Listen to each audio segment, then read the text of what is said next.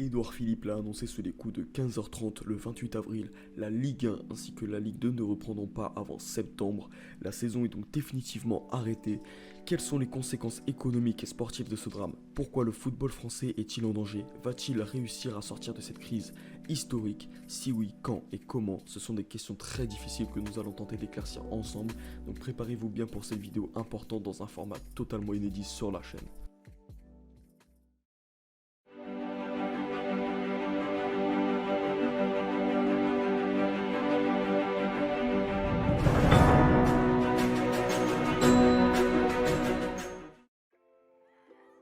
Avant que la vidéo débute, n'hésitez pas à liker, à vous abonner et à partager pour augmenter un peu le référencement de la chaîne. Si ce n'est pas déjà fait, aussi allez nous suivre sur notre compte Instagram Made in Ligue 1, on est bientôt 10K, on écrit plein d'articles dessus, ça fait ultra plaisir. Et si vous avez des critiques sur cette vidéo, qu'elles soient positives, négatives, n'hésitez pas dans les commentaires, c'est fait pour ça. Sur ce, on est parti pour la vidéo. Premièrement, il est essentiel de comprendre que cette crise s'applique au monde entier. Malgré les mois de propagation du chaos, le virus continue de se propager, de rester inconnu et de paralyser notre société. On a plusieurs exemples qui illustrent bien cela. En Bundesliga, des clubs comme le RB Leipzig, le Borussia Dortmund, le Bayern Munich ou encore le Bayer Leverkusen seraient prêts à donner 20 millions d'euros pour aider les clubs de Bundesliga 1 et 2 à sortir de la crise. En Serie A, je ne sais pas si vous vous rendez compte, mais les clubs auraient perdu près de 2,5 milliards d'euros, ce qui est absolument colossal. Et de manière générale, la FIFA souhaiterait amorcer une réduction généralisée des salaires en Europe de 50% de manière à sortir de cette crise, ce qui montre bien sa dureté et sa spécificité. Donc la vidéo sera divisée en deux plans, sur le plan économique et sur le plan sportif. Donc sur le plan économique tout d'abord, vous pouvez le constater, c'est une énorme catastrophe. Pas de match, pas de revenus de billetterie, pas de droit TV, pas de dotation de compétition, moins d'achats de produits dérivés, des sponsors en demi-teinte. Bref, c'est un revenu proche de zéro qui attend les clubs durant cette crise. La masse salariale sera donc un point immense pour les clubs qui ne pourront pas la compenser, surtout en France où on a un système social qui est très particulier, avec un grand nombre de taxes, de cotisations sociales, etc. Donc la perte n'en sera que maximisée. Certains médias évoquent même une perte de près de 650 millions d'euros d'argent pour les clubs amateurs, ce qui est absolument colossal. Ça équivaut à peu près, pour vous donner un ordre d'idée, à 10 Anguissa, 3 Kasper Dolberg, 2 Mbaye-Niang, 1 Neymar et 3 quarts de Mbappé, c'est fou. Mais certains clubs auront plus de facilité à sortir de cette crise et surtout en seront plus ou moins impactés. Sans risque majeur face à cette crise, on retrouve le Paris Saint-Germain, l'Olympique Lyonnais, le Stade Rennais et l'OGC Nice. Donc pourquoi on retrouve ces clubs, donc le Paris Saint-Germain et l'OGC Nice? C'est tout simplement parce qu'ils ont des investisseurs de renom, Paris avec le Qatar et Nice avec récemment l'arrivée d'Ineos.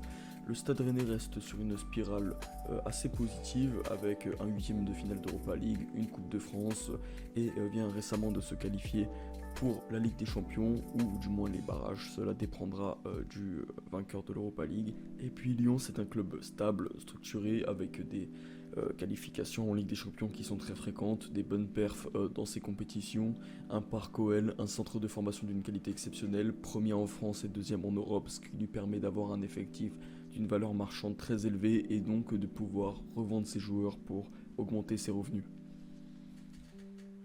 Avec des risques faibles, on retrouve Dijon, Montpellier, Nîmes, Brest ainsi que Strasbourg. Pourquoi on retrouve ces clubs ici ? Tout simplement parce qu'ils font preuve également d'une certaine stabilité. C'est le cas de Dijon qui vient de se maintenir pour sa 5e saison consécutive dans l'élite. Montpellier qui côtoie l'Europa League sans jamais trop y parvenir, mais je pense que c'est pour bientôt. Nîmes qui vient d'officialiser son maintien après une lutte acharnée avec Amiens.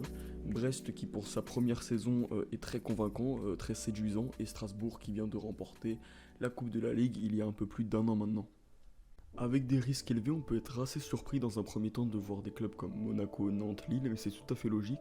Donc Nantes, c'est une masse salariale très importante par rapport au peu de revenus qu'il y a, et le fait qu'il n'y ait pas de match, la masse salariale plombe véritablement le club, donc ce qui en fait un risque élevé face à la crise. Monaco et Lille se basent essentiellement sur leur mercato, et comme les clubs auront moins dépensé, il y aura moins de rentrées d'argent espérées via ce mercato, et donc on pourrait assister à plus d'échanges de joueurs, et Amiens et Toulouse viennent de descendre en Ligue 2, et donc modification du capital, baisse de la valeur du club, baisse de la masse salariale, baisse des revenus, bref c'est catastrophique de descendre en Ligue 2, et c'est le cas d'Amiens et Toulouse.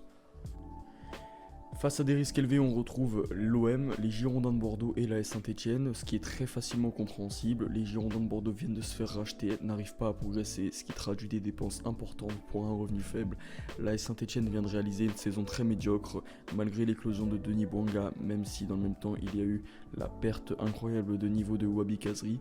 Et l'OM reste sur 2 saisons financièrement catastrophiques avec des déficits allant de 60 à 85 millions d'euros, ce qui est impensable pour un club de cette envergure. Le fair play financier menace régulièrement le club, même si c'est vrai ces menaces devraient être inexistantes ou atténuées pour faire face à la crise du coronavirus. Et c'est pourquoi donc on retrouve ce club à cette place. Sur le plan sportif maintenant, on se retrouve avec une actualité qui a fait le tour du football français. Le classement de la Ligue 1 est désormais officiel et se base sur le ratio de nombre de points pris par match. Paris et Marseille se qualifient pour la phase de poule de la Ligue des Champions.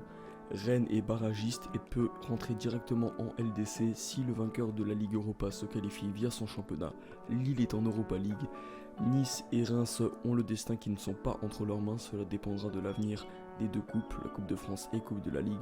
Amiens et Toulouse descendent en Ligue 2 BKT au profit de Lens et Lorient. Lorient qui est donc champion de Dominos Ligue 2. Lyon est 7ème. Comment ça va? Non, bah ça va pas du tout. Enfin, pour finir sur le plan sportif, le marché des transferts pourrait donc être considérablement atténué, ce qui pourrait profiter à Paris pour garder ses stars Mbappé et Neymar, donc qui n'auraient pas l'indemnité de transfert suffisante pour pouvoir partir.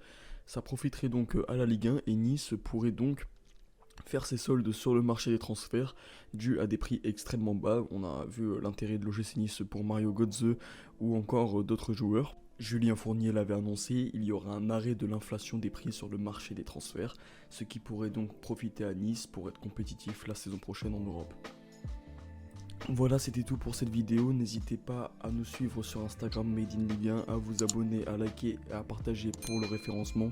On refera peut-être une vidéo sur les situations particulières et singulières de Marseille, Rennes, Lille, Lyon ou encore le Paris Saint-Germain. Si vous avez aimé, vous savez ce qu'il faut faire et on se retrouve à la prochaine pour une nouvelle vidéo.